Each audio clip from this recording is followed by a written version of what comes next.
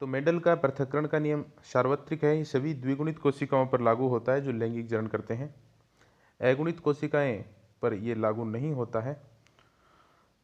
तो दूसरा जो नियम है मेंडल का वह है प्रभाविता का नियम, लॉ ऑफ डोमिनेंसी। हमने देखा कि प्रत्येक व्यष्टि में किसी एक लक्षण के लिए दो कारक मौजूद होते हैं, लेकिन अगर हम समष्टि की बात करें तो समष्टि में उसके लिए जो ये कारक या एलील मौजूद होंगे वो दो प्रकार के होंगे। उनमें से कोई एक जो एलील होता है वह प्रभावी होता है, दूसरा अप्रभावी होता है। अर्थात प्रभावी एलील की उपस्थिति में अप्रभावी एलील अपना लक्षण प्रकट नहीं कर पाता। अप्रभावी एलील का लक्षण तभी प्रकट होता है जब किसी व्यष्टि में दोनों एलील या दोनों कारक अप्रभावी ही मौजूद हों। लॉ ऑफ डोमिनेंसी एक सार्वत्रिक नहीं है, वह उसके बाद में बहुत सारे अपवाद ऐसे खोजे गए, जैसे अपूर्ण प्रभाविता या क्षय प्रभाविता, जिनकी हम आगे चर्चा करेंगे। तो यह प्रभाविता का नियम सब जगह लागू नहीं होता है, उसके अपवाद जो हैं उनके बारे आगे हम चर्चा करेंगे। तो इस प्रकार से एक संकरण संकरण प्रयोग के आधार पे मेंडल ने जो दो नियम प्रतिपादित किए, उसमें एक पृथक्करण का नियम, दूसरा प्रभाविता का नियम। पृथक्करण का नियम सभी द्विगुणित कोशिकाओं पर लागू होता है जो युग्मक निर्माण के दौरान या लैंगिक जरण के दौरान अर्धसूत्रीय विभाजन जिनमें होता है। प्रभाविता का नियम सार्वत्रिक नहीं है। क्षय प्रभाविता और अपूर्ण प्रभाविता, इसके अपवाद बाद में देखे गए। हालांकि मेंडल ने ऐसी सिचुएशन को फेस नहीं किया था, तभी वो अपना निष्कर्ष स्थापित कर पाए। अब मैं एक रेखाचित्र के द्वारा वर्तमान अपना जो ज्ञान है उसके संदर्भ में या अर्धसूत्री विभाजन के आधार पर अगर हम मेंडल के इस प्रयोग के या उनके नियमों की सत्यापन करें तो हम कैसे करें।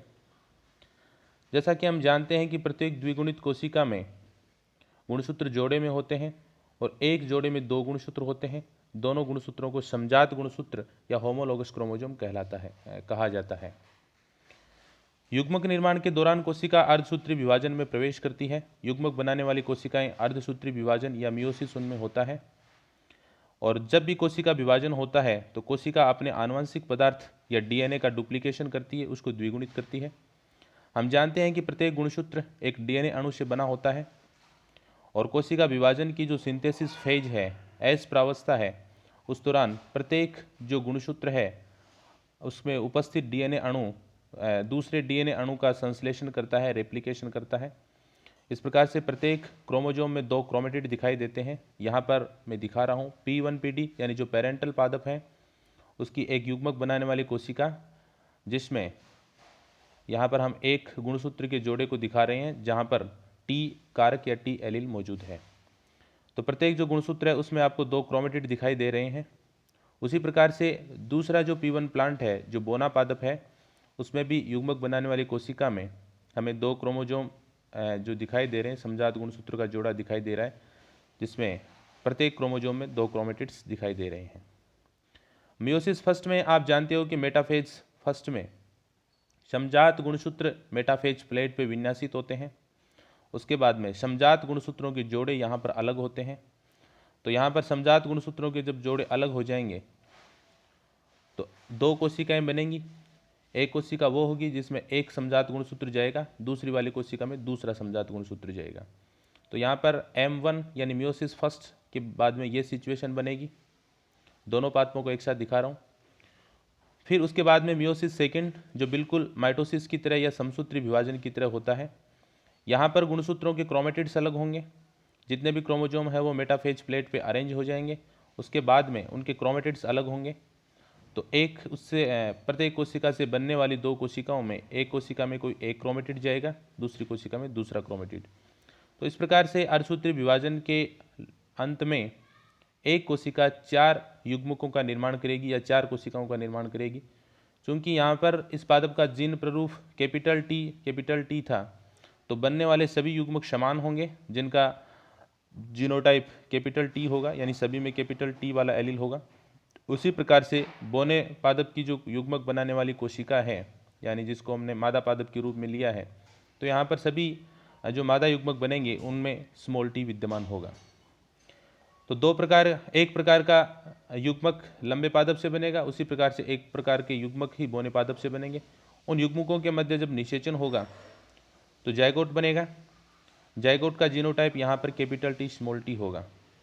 इस प्रकार से इस जायगोट से बनने वाले भ्रूण से या उनसे बनने वाले बीजों को बोया जाता है, तो उनसे जो पादप प्राप्त होंगे उनका genotype capital T small T होगा। चूंकि capital T small T genotype का जो फिनोटाइप होता है वो लंबा पादप होता है, तो वो सारे पादप बाहर से लंबे दिखाई देंगे, हालांकि उसमें बोनेपन के लिए उत्तरदायी एलील मौजूद है। इस F1PD के पादपों के मध्य जब स्वपरागण कराया गया तो यहाँ पर अब थोड़ा सिचुएशन भिन्न होगा। जब ये कोशिकाएं युग्मक निर्माण करेंगी तो हम देख सकते हैं कि जब ये मियोसिस फर्स्ट में प्रवेश करेंगे तो ये एक नर जननांग की कोशिका है। इस नर जननांग की कोशिका में एक समजात गुणसूत्र का जो जोड़ा है, जो एक नर पादप से प्राप्त हुआ है, दूसरा मादा पादप से, तो उस जोड़े के एक गुणसूत्र में कैपिटल टी मौजूद है, जबकि दूसरे समजात गुणसूत्र पे स्मॉल टी है। यहाँ पे जब ये कोशिका आगे विभाजन करेगी मियोसिस फर्स्ट के दौरान, तो जब समजात गुणसूत्र अलग होंगे तो एक कोशिका में कैपिटल टी व एलील वाला गुणसूत्र जाएगा, दूसरी कोशिका में स्मॉल टी वाला। जब ये मियोसिस सेकेंड में जाएगी तो यहाँ पर दो प्रकार के युग्मक बनेंगे। आधे युग्मक ऐसे होंगे जिनमें कैपिटल टी एलील होगा और आधे युग्मक ऐसे होंगे जिनमें स्मॉल टी होगा।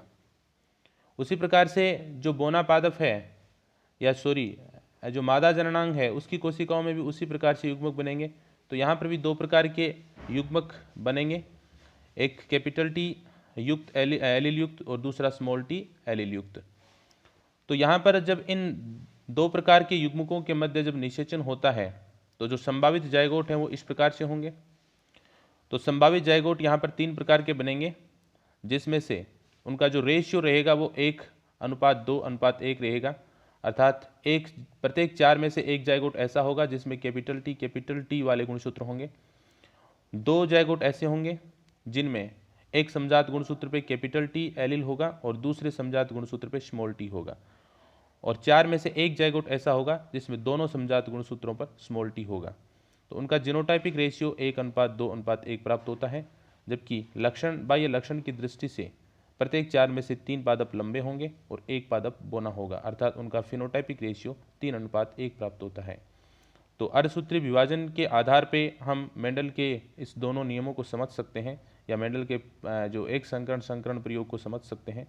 चूंकि कैपिटल टी एक प्रभावी कारक है, एक प्रभावी एलील है, तो F1PD में चूंकि स्मॉल टी के होते हुए भी उसका लक्षण प्रकट नहीं होता है, क्योंकि कैपिटल टी जो है वो प्रभावी होने के कारण उस स्मॉल टी के लक्षण को सप्रेस कर देता है। आज हम जानते हैं कि कैपिटल टी ऐसा कुछ होता नहीं है कि वो उसके प्रभाव को दबा दे या सप्रेस कर दे। वास्तव में क्या होता है, कैपिटल टी एक वाइल्ड टाइप एलील है, एक वन्य प्ररूप है जो एक सामान्य प्रोटीन का निर्माण करता है जिससे पौधे की लंबाई बढ़ती है और पौधा लंबा हो जाता है।